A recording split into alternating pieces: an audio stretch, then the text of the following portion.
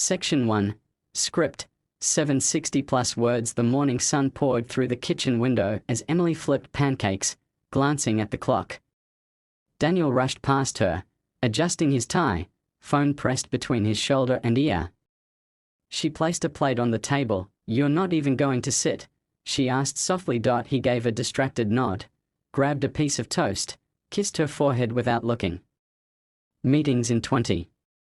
I'll eat in the car." The door shut behind him. Emily sat alone at the table, untouched pancakes before her. Her eyes lingered on the spot where he had been, a sigh escaping her lips. 7 years. The rhythm of routine had dulled every spark they once shared. That afternoon, she met Sophie at their usual cafe. Sophie arrived late, as always, sunglasses perched in her hair, laughter too loud for the quiet space. "Sorry, babe," she grinned. Traffic was murder. They hugged, and Emily smiled, but there was tension behind her eyes. "How's married life?" Sophie asked, stirring her iced coffee. Emily hesitated. "Fine. You know, same old. Still running to save the world. You're Daniel?" Emily laughed politely. "He's busy. Work's been crazy." Sophie leaned forward, lowering her voice just enough. "You don't ever feel invisible?" Emily blinked. "What?" Sophie shrugged. "Nothing. Just. You're always the strong one. I don't know how you keep it together." They finished their drinks, and Sophie insisted on a selfie. Later, scrolling through photos on her phone, Emily stopped at one. Daniel and Sophie at a dinner party last year, laughing together. Too close, maybe. She dismissed the thought. Days passed, but the distance between Emily and Daniel widened. He came home late, rarely talked, and smiled only at his phone. They ate dinner in silence, the clinking of forks the only sound. One evening, she reached for his hand across the table. He didn't notice, eyes glued to a text. She pulled back. In the teacher's lounge, Liam handed her a cup of coffee. "You okay?" he asked gently. She nodded quickly. "Yeah, just tired." He didn't press. That made it easier to talk to him. They spoke more often after that, quick chats between classes, sometimes longer during lunch. Emily found herself smiling around him, something she hadn't done in weeks. One afternoon, a storm delayed dismissal. They stood by the window watching the rain. "Do you ever feel like you're living beside someone, not with them?" she asked. Liam looked at her, eyes kind. "Yeah. I have." Their hands brushed. A moment passed, charged and unspoken, before she stepped back. At home, Daniel was already asleep on the couch, his phone buzzing silently beside him. Emily picked it up, screen still lit with a message from an unsaved number. "Miss you already." She placed it down, heart pounding but silent. No confrontation. Not yet. She walked to the kitchen, poured herself a glass of wine, and sat at the table alone again. That night, in bed, she watched him sleep beside her, mouth slightly open, a light frown creasing his forehead even in rest. She remembered the way he used to hold her as if she might disappear. Now, they lay like strangers. Morning came the same as always. Coffee brewed, keys grabbed, another rushed goodbye, but something had shifted. She didn't call out after him this time. She just watched the door close and stood there a little longer than usual. She opened her laptop, not for work, but to scroll through old photos, honeymoon pictures in Bali, a birthday celebration, their first apartment. Then she clicked into a folder labeled Sophie. Her smile in those photos looked real. So did Sophie's. But the angles, the background of one picture showed Daniel's coat, slung over the back of Sophie's chair at a brunch Emily hadn't attended. Her hand hovered over the trackpad. She closed the laptop. At school, Liam passed by her in the hallway. "You look tired," he said. "I didn't sleep well." "If you ever need to talk," she nodded, but kept walking. Later that evening, Daniel called to say he'd be late again. Team dinner. Could run late. Emily stared at the wall as he spoke. Okay, she replied. After hanging up, she sat still for a long time. No tears. Just the dull weight of knowing and not knowing. Something was happening. She wasn't ready to face it, but she could feel the crack. It had started. Section 2, script, 760 plus words. Emily opened the laundry basket and paused. A pale pink lipstick stain stood out on Daniel's white collar. Her breath caught, fingers tightening around the fabric. She didn't wear lipstick. Not that shade. She held it up to the light, studied it. Her chest tightened. When Daniel walked in later that night, she didn't mention it. Your shirt's in the wash, she said, watching him from the doorway. He barely glanced up. Thanks, Em. The next day, Emily invited Sophie over. They hadn't seen each other in a week. Sophie arrived in a cloud of perfume, bright smile intact. You look tired, Sophie said. Rough week? Emily nodded, watching Sophie sip her wine with ease. Daniel's been working late, Emily said slowly. Barely see him anymore. Sophie tilted her head, feigning concern. You two always seemed solid. Things feel different, Emily admitted. Sophie reached out and squeezed her hand. You'll work it out. You always do. Later, Sophie lingered near the door before leaving. You know, she said, smiling, if he ever slips up, don't blame yourself. Emily froze, the words like static in her ears. What? Just saying, Sophie laughed, waving it off. Men are stupid. That night, Daniel came home past midnight. Emily pretended to sleep as he showered. She heard his phone buzz on the nightstand. When he climbed into bed, he didn't touch her. The following afternoon at school, Liam found her alone in the staff room. You look like you haven't slept in days. Emily gave a tired smile. I haven't. He didn't ask why. They talked for nearly an hour. Emily didn't mention the lipstick. Or Sophie. Or Daniel. Just spoke about everything else. Work, books, silence. It was easier that way. When she returned home, Daniel was already gone. No note. No message. She cooked dinner anyway. She poured 2 glasses of wine. Left one untouched. She stared at the glass as she ate alone. The silence was so complete, she could hear her own breathing. At midnight, she checked his phone again. It was locked. New passcode. The next day, while Daniel was in the shower, she took his phone and matched the code to his birthday backward. It opened, her heart pounded. She scrolled quickly. Texts, deleted threads, WhatsApp. One thread was still open. Sophie, last night was incredible. I can't stop thinking about your hands. Daniel, I wish I was with you right now. She's in the next room. Emily dropped the phone. She sat at the kitchen table for over an hour. Not crying. Just trying to process the shape of what was breaking. When Daniel came in later, he kissed her cheek. She didn't flinch. The next morning, she invited Sophie to meet her at the cafe. I need to ask you something, Emily said, voice steady. Sophie looked surprised, then guarded. Okay. Are you sleeping with my husband? Sophie blinked, then gave a soft, almost sad smile. You really want to know the truth? Emily didn't answer. Yes, Sophie said. I am. There was no guilt in her voice. No apology. How long? 6 months. Maybe more. I lost count. Emily stared at her, numb. Why? Sophie leaned back. Because he wanted something you stopped giving him. And because I've watched your perfect life for years.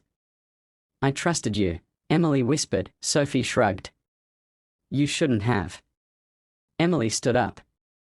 Her hands were shaking. She didn't cry. She didn't scream. She walked out. When she got home, Daniel was in the living room, watching TV like nothing had happened. We need to talk, Emily said. Daniel muted the screen. What's wrong? She threw the phone on the table. You left it unlocked. His face changed.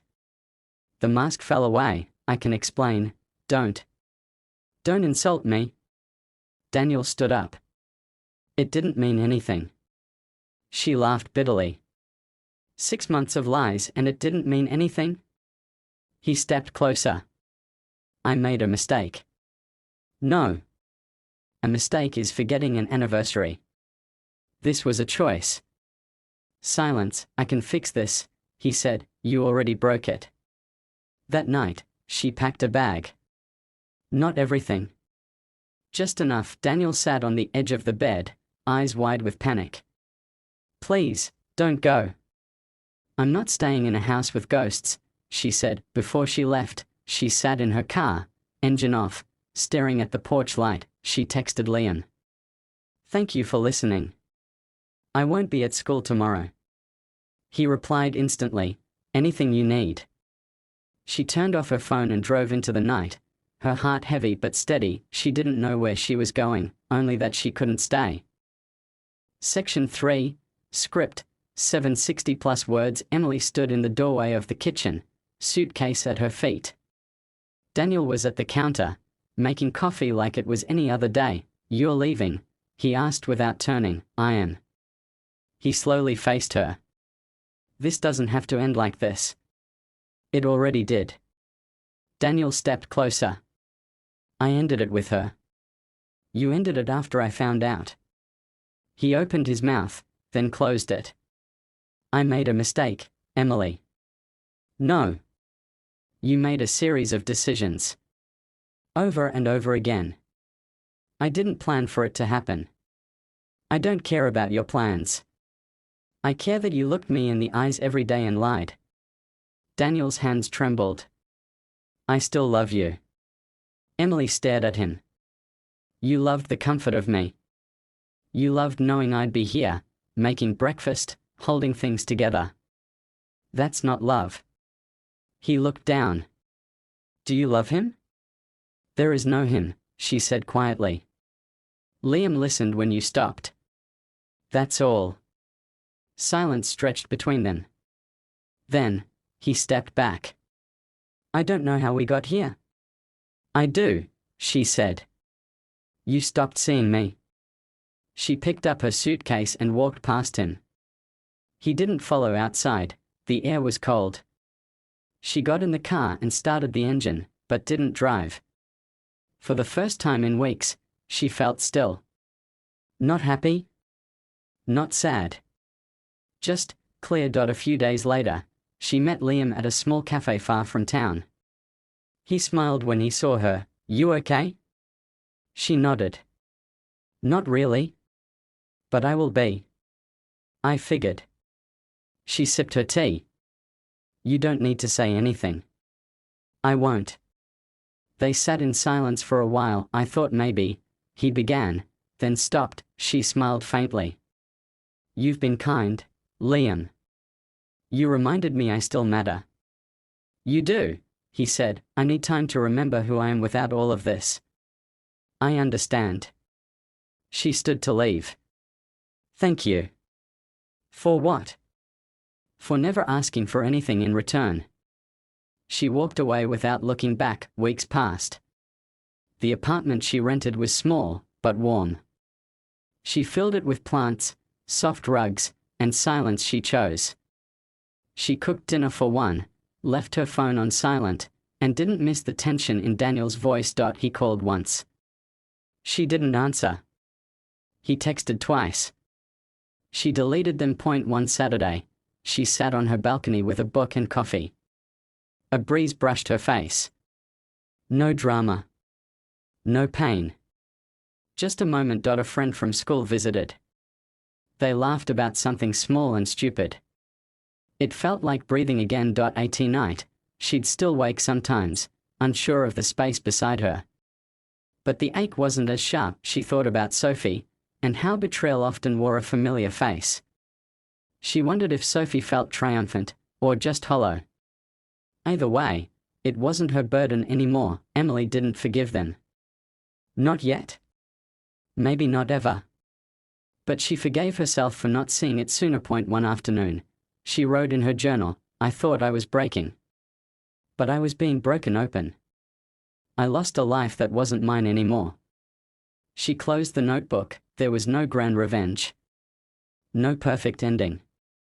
Just quiet steps forward. She looked at her reflection in the mirror one night. There were new lines near her eyes, a sharper look in her face, not bitter. Just awake, she turned off the light and went to bed. Alone but not lonely. Tomorrow was just another day, but it belonged to her now. Section 4. Script. 760 plus words. The official divorce papers arrived in a plain envelope. Emily opened them without hesitation. No shaking hands, no hesitation, just finality. She signed where needed and placed them back in the return envelope. There was no ceremony to the end of something that had already died. Quietly later, she received a message from Daniel. "I hope one day you'll see I tried." She didn't reply. She wasn't angry anymore. Anger had been a phase, brief and hot, but it burned out fast. What remained now was clarity. His choices had cost them everything. Her silence was not weakness, it was control. She got a new job offer at a private school in another city. Higher pay, new environment, no shared memories in the hallways. She took it. Packed up her apartment with a sense of purpose. No more second guessing, no more looking over her shoulder. As she drove to her new place, her mind drifted to the woman she used to be, quiet, loyal, constantly giving. That woman would have waited for Daniel to change. Would have justified his distance, blamed herself for not being enough. That woman was gone. In her new apartment, she unpacked slowly. Each item had meaning now. Nothing was placed without intention. She filled the walls with framed quotes, not pictures of forced smiles. Her life was no longer a performance. She joined a local book club. Not to meet someone new, not to escape loneliness, just to be around conversation that didn't revolve around what she lacked. One evening, she passed by a couple in a grocery store. They were laughing, sharing earbuds. She didn't feel envy or grief. She simply observed it. Love wasn't a fairy tale, it was work, effort, honesty. Things Daniel had withheld. Things she now required without apology. Liam messaged once, months later. "Hope the new city's good to you." She replied, "It is. Thank you for being kind when I needed it." He liked the message but didn't press further. She respected that. On her birthday, she went out alone. Ordered wine, a quiet meal, and dessert she never used to let herself enjoy. She watched the city lights from the restaurant window, and when the waiter asked if someone was joining her, she smiled, "No. Just me tonight." When she returned home, she lit a candle, sat on the couch, and wrote herself a letter. You survived it. Not just the betrayal, but the erosion. You chose yourself, finally. Don't ever forget how much strength that took. She sealed it and placed it in a drawer. The past wasn't something to run from, it was something to learn from. Daniel remarried within a year. To Sophie. A mutual friend sent her the wedding photo in a group chat she hadn't left yet. She didn't open it. She just exited the group. People said karma would handle them. But Emily didn't wait for karma. She built peace from the wreckage. That was the justice. That was enough. She started running in the mornings, not to lose weight or clear her head, but because her body craved movement, life. Each breath reminded her she was still here. One weekend, she volunteered at a women's shelter. Sat beside strangers whose stories were different but familiar. One woman asked how she got through the pain. I stopped pretending it didn't hurt, she said. And then I stopped letting it define me. The woman nodded slowly. That conversation stayed with Emily longer than she expected. Her apartment, once filled with silence, was now full of music and small joys. Fresh flowers, open books, half-finished journals. Nothing staged.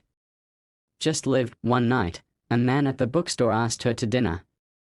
He was kind, soft-spoken, seemed genuinely interested. She hesitated, smiled, and said, "Not right now." She didn't owe anyone more than